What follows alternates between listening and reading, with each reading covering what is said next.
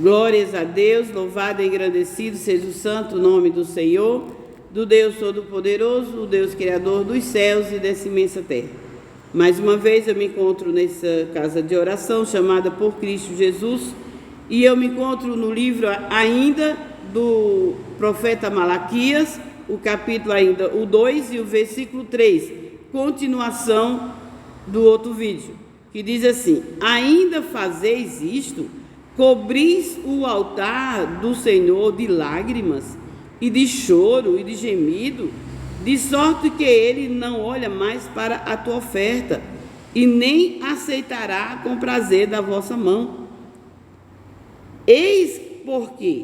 Porque o Senhor foi testemunha entre ti e a tua mulher da tua mocidade, com a qual tu fostes desleal, sendo ela a tua companheira e a mulher do teu concerto. E não fez ele somente um, subejando-lhe espírito? E por que somente um? Porque quando se casa, Deus, para ele, não é mais duas pessoas. Deus não vê mais duas pessoas, ele vê um. Ele vê um. Então Deus fez um. A partir do momento que a pessoa se casa de verdade, eu estou falando com crente, eu estou falando com gente de Deus, pessoas de Deus, né? Com pessoas que existem por aí, que se dizem crente e não são. Estão em Israel, mas não são israelitas. Então diz assim, ó, ele fez um só. E por que somente um? Ele buscava uma semente de piedosos. Portanto, guardai-vos em vosso espírito, e ninguém seja desleal para a sua mulher, a mulher da sua mocidade. Quer dizer, a mulher qual casaste, eram novinhos, namorou, casou, né? E ali Deus foi testemunha daquele casamento. Ali Deus foi a testemunha daquele casamento. E não ser desleal com ela. Porque o Senhor Deus de Israel diz que aborrece, em outras versões tem Deus odeia o repúdio, né? Aqui está dizendo, Deus aborrece o repúdio, o desquite, o divórcio. E aquele que encobre a violência com o seu vestido, diz o Senhor dos Exércitos, portanto, guardai-vos em vosso espírito, e não seja desleais.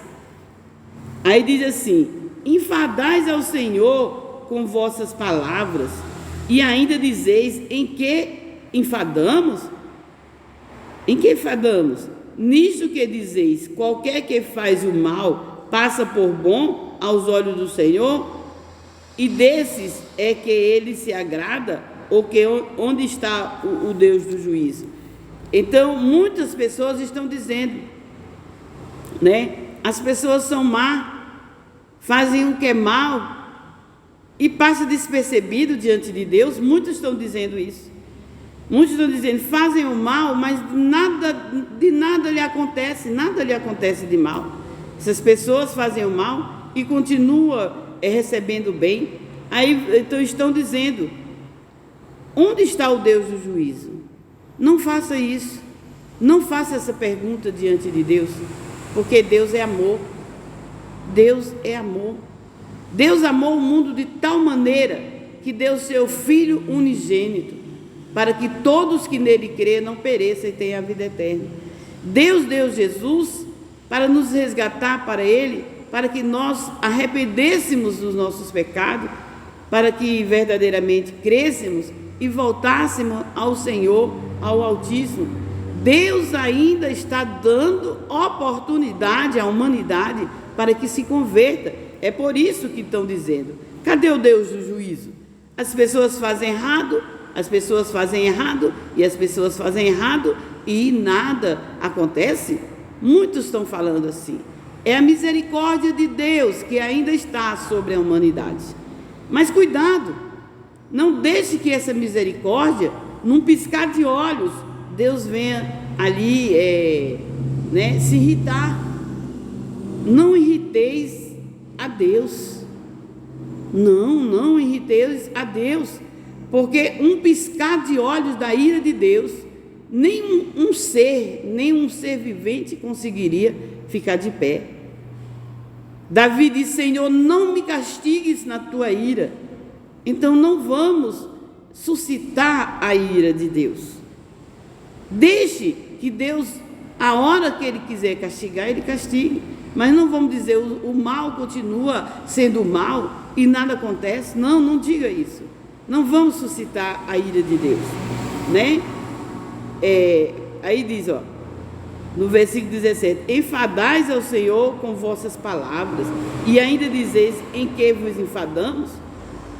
Nisto que dizeis: qualquer que faz o mal passa por bom aos olhos de Deus. Nós estamos enfadando a Deus se estivermos falando isso. Ele é o controlador do universo. Ele sabe o momento certo de repreender, ele sabe o momento dele de castigar, ele sabe, ele está no controle de todas as coisas. Louvado e engrandecido seja o santo nome do Senhor. Mas tem muitos que estão orando a Deus. Muitos e muitos estão orando a Deus, clamando a Deus, né? Orando, até chorando no altar. Mas Deus não responde. Deus não responde, porque diz assim, olha, diz assim, ainda fazeis isso? Cobris o altar de lágrimas, né? De choro, de gemido, de sorte que Ele não olha mais para a tua oferta e nem aceitará com prazer da vossa mão. Deus não está recebendo oferta de pastores, de presbíteros, de nenhum líder, de nenhum crente que conhece a palavra de Deus e está se divorciando. Pode ser ele quem for, homem ou mulher. Você pode clamar nos pés do Senhor, Deus não responde. Em 2 Pedro 3,7, ou é 1 Pedro 3,7, está dizendo que por vós não dê honra à sua esposa por ser um vaso mais fraco, nem as tuas orações ele ouve. Louvado e engrandecido seja o santo nome do Senhor. Então, muitos dizem, tragam aqui os seus pedidos de orações, tragam os seus pedidos de orações, que eu vou orar. Mas olha, em 1 Pedro 3,7 diz assim: igualmente vós, maridos, coabitai com elas, com a mulher, com entendimento, dando honra à mulher, como um vaso mais fraco, como sendo vós os seus coherdeiros da graça, da vida, para que não sejam impedidas as vossas orações. Então, o que é que quer dizer isso?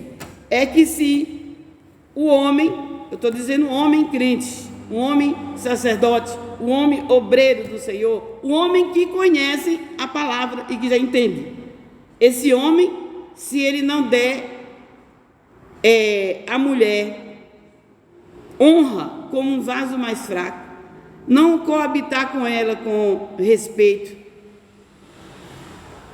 até as suas ofertas não são aceitas e nem as suas orações são aceitas. Agora, trata a mulher de qualquer maneira e vai para a igreja chorar no altar, nos pés do Senhor, e clamar a Deus, orar por as pessoas. Deus não está ouvindo. Ele diz que nem a oferta, porque o Senhor é testemunha entre tu e a mulher da tua mocidade, e fosses desleal com ela, né? Com a tua companheira da tua mocidade. Aí ele diz, de sorte que ele nem as suas ofertas ele recebe, porque o Senhor Deus de Israel aborrece o repúdio. Mas eu estou falando aqui, não é também para as mulheres se crescerem, não é para a mulher querer ser mais do que o homem. A mulher tem que sim, que obedecer aos seus maridos com reverência, como ele é o cabeça.